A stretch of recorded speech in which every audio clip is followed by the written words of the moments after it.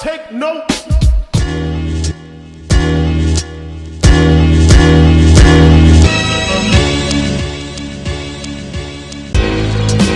Big Beach! We're here. My man, Alan just did. It's different this time. What's up, guys? What's up, guys? It's Terry and Trey here. It is so great to watch some good basketball from our New York Knicks. Terry sent me a text with some explicit words during the game, saying that, basically saying how good the team was playing is what he said. Fill in the blanks. Can we see your face, please? What are you doing? I don't understand. I don't matter. RJ. This man Okay. matters. I got you. RJ Barrett, the Knicks are. I still can't believe it. We're 8-8. They're playing such good basketball. I'm screaming my lungs out at 12:30 on a 3-game road trip. Do you remember what road trips were like for the Knicks? We'd start, and it wouldn't matter that it was a late game, because by 11 o'clock, 1 hour in, after halftime or whatever, you would know the game was over. Yeah, you would. And interestingly enough, one of the things that RJ said in the post game, I guess on the court, was it? Yeah, well, it was RJ. Was that they had a really good practice yesterday, and that they came out today sort of like energized, good attitude, and I think aggressive, like really aggressive is how they came out. And you saw it. You saw it in the beginning. They scored 40 points in the first quarter. Which Kind of was crazy. Okay. They came out, and listen, the Warriors, obviously it's not the Warriors of old, but they've been playing really well. They beat the Lakers and the Spurs, I believe, this week. 30 points. So they beat the Spurs yesterday. I think it was a 30-point game, but I believe that it was like not that it was a hard game, but they put a lot of energy into getting that score. Well, So yeah, what I'm trying to say is that they played hard last night. yeah, the back-to-backs are always tough. We're tired today. Yeah, the back-to-backs are always tough. But listen, the Knicks won a back-to-back earlier this week. Like, we have been on a 3-game winning streak now. So we had that big, 5-game winning streak. Then we lost 5 in a row or something like that. And now we've been 3 in a row.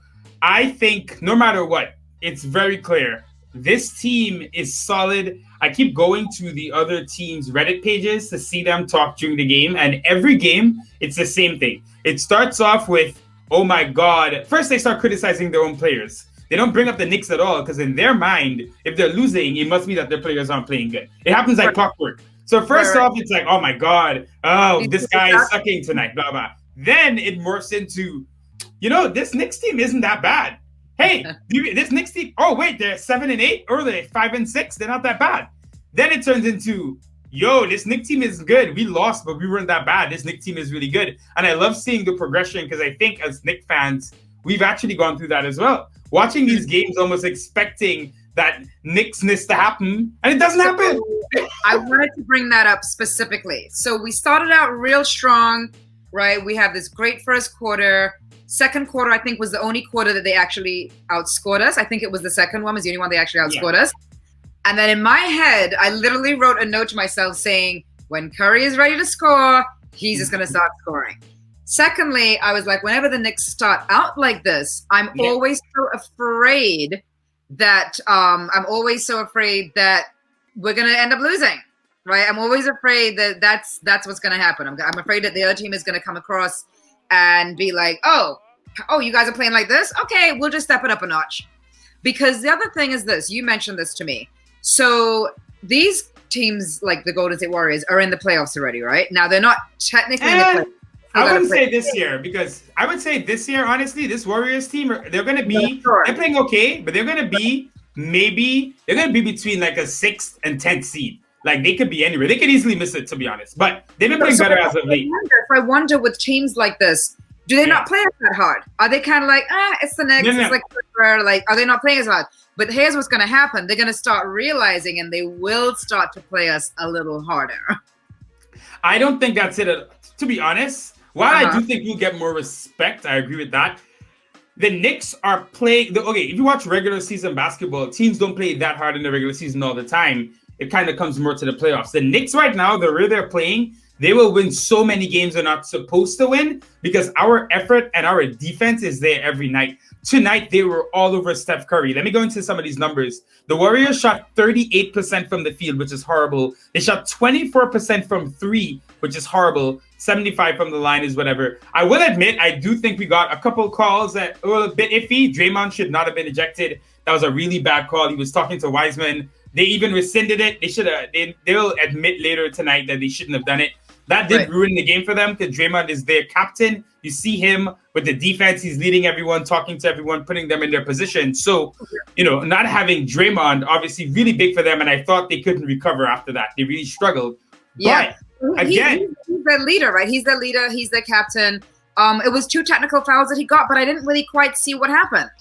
The first one, it was for cussing at the ref. And funny, I saw him cursing to the ref, and I saw the ref kind of being like, okay, we'll see, we'll see. And I remember watching it and saying, that's going to come back to bite him. The second thing, though, was really messed up because he's just talking to Wiseman, and the ref thought he was cursing him out, so he gave him a second tech. They're going to apologize for it after. I do hate that it happened because I think we could have beat them regardless. But listen, I'm not complaining. We're 8-8. The Knicks are playing really consistent basketball. We really look like the best defensive team in the NBA right now, which is a lot to say. Which sounds so insane. It sounds insane. Let me see your shirt again. Because RJ hit his career high today, right? My guy. Let's put him on the screen. Yeah. RJ Barrett. I saw there are people talking last week when I was in Hawaii and the Knicks had bad luck because I was not in New York City. I saw people talking about, maybe he needs some G League time or when he was struggling. This guy's 20. He's not going to be great all the time, but last 5 games. RJ seriously looks like a different player now. And you can see that we're giving him the ball. Even tonight, Randle scored 16 points at 17 rebounds, 9 assists, but it was more of a secondary guy. RJ was making it all happen. RJ came out hot. I think he scored 14 in that first quarter. I'm loving RJ Barrett right now. You saw that left-hand dunk? What? And he spread his legs out like this. He's a little Jordan pose. Listen, what I've been loving about RJ is all the things he did good in his first year. He rebounded well. He played with effort. He was always active. He got to the line. He's strong. He took that. It's all there again, but he's so much craftier. You see him doing a couple more moves to get to the basket. His timing is better. And obviously his shooting has been up and down, but he's shooting with more confidence. And I think once his confidence gets there, all the jumpers are going to start going down. He is such a joy to watch. And it's fun because, you look back to the draft, the whole Zion thing, and Zion is killing it right now. But this is who RJ was supposed to be years ago. Supposed to come to the league, take that step, be that star guy. And it's year 2, and he's 100% showing it. And it's so nice when you talk about it for so long, and then it actually happens. Yes, absolutely. I agree. RJ was great tonight. I mean, look at the points. He beat his career high. Solid performance from him from start to finish, if you ask me. And I think, like you said, that confidence. Once you make those first couple of buckets, you just kind of ease into like you feel comfortable, so you feel okay to take the next shot. And the ball's got to go in the basket. Obviously, that puts a smile on your face. That's what you want. I think with RJ, we talked about his struggles a couple of weeks ago. A lot of that came from him shooting. I'm not against him shooting threes, obviously, but like we spoke about this. RJ is a guy who reminds me of Melo, where he needs to be in a rhythm. He needs to have the ball, be moving with the ball. He can't just wait out there the way Kevin Knox has been killing it, just waiting out there, catching and shooting. RJ can do that, but once he got a bit more involved, and I would really say the last 5 games or so, if he's starting off by getting to the basket, taking mid-range jumpers, getting layups, getting dunks, not just settling for the 3, and then he's getting into the 3-pointers as he feels more confident. I think that bad stretch he had kind of showed him or taught him a lot about himself a little bit.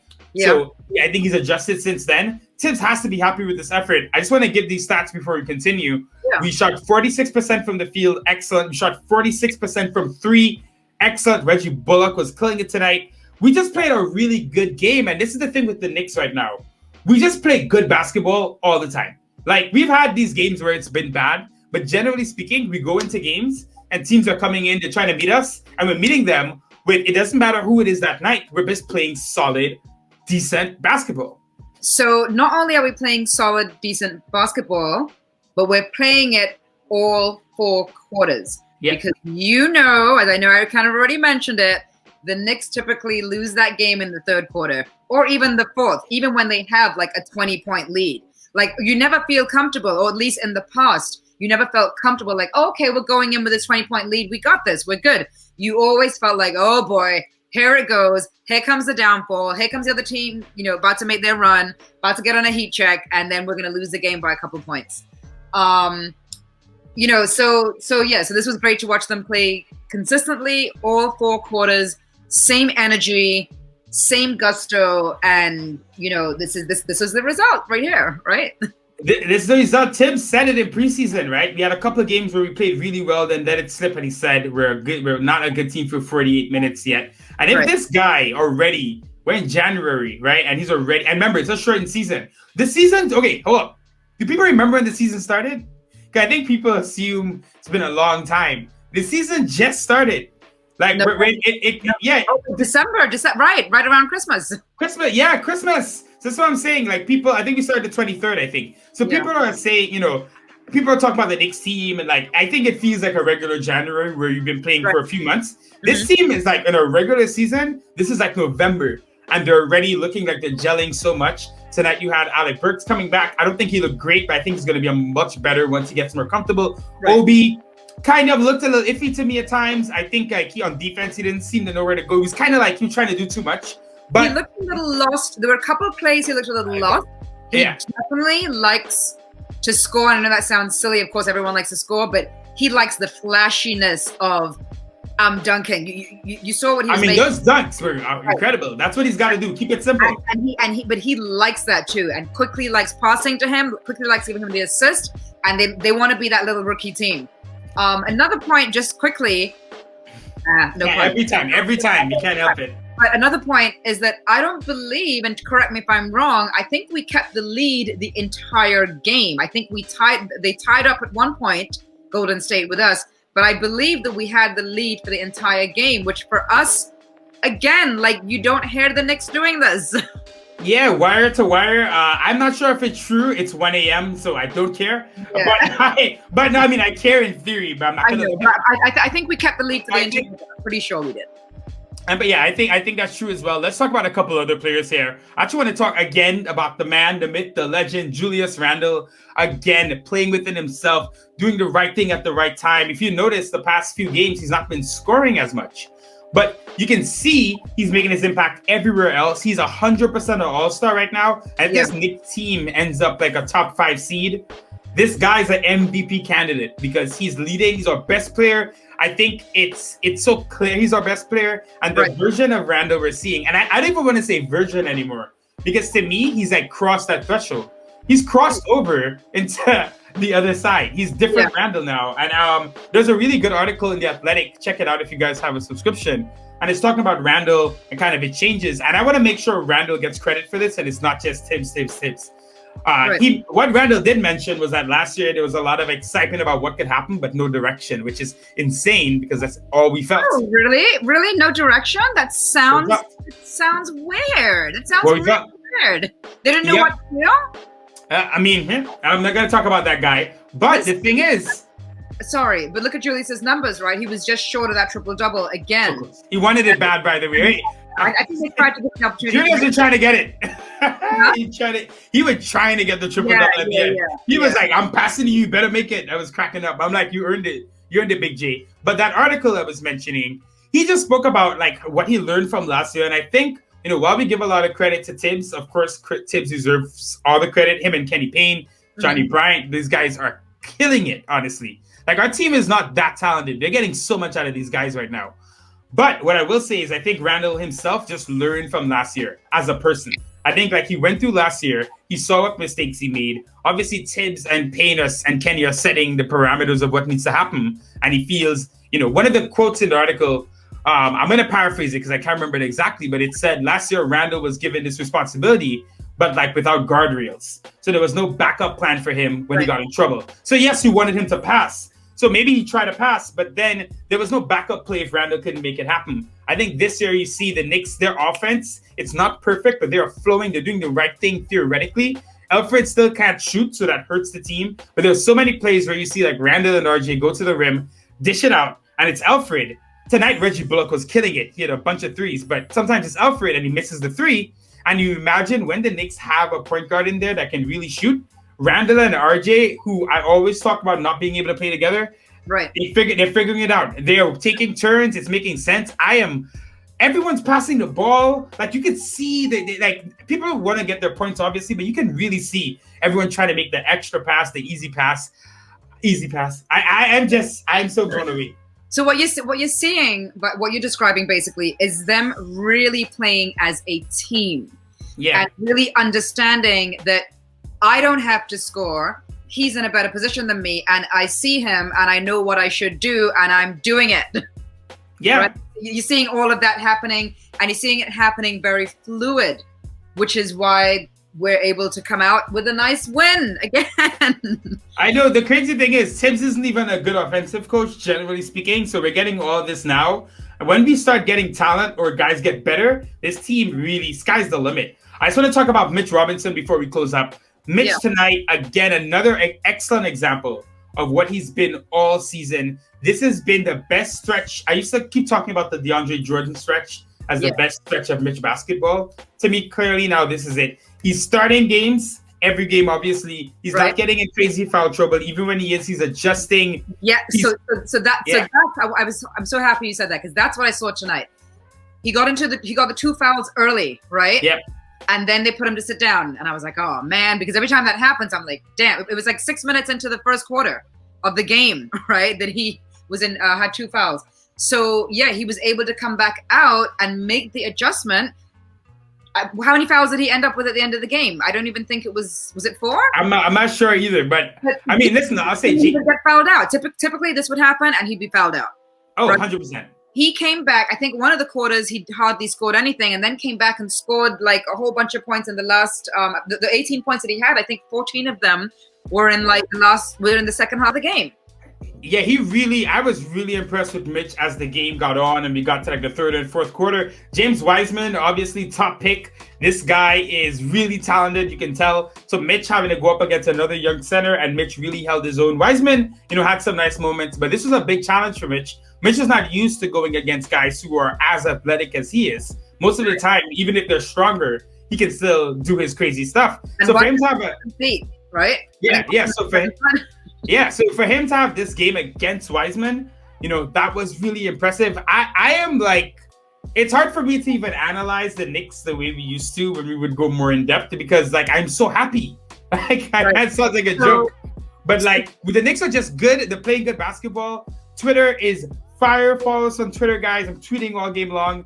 It's just such a joy right now. And I thank you, New York, man. I feel it's late. I'm like sentimental, but I genuinely feel, it's been such a struggle for so long. It is so just enjoyable to watch the Knicks play good basketball consistently and have guys like RJ take that step.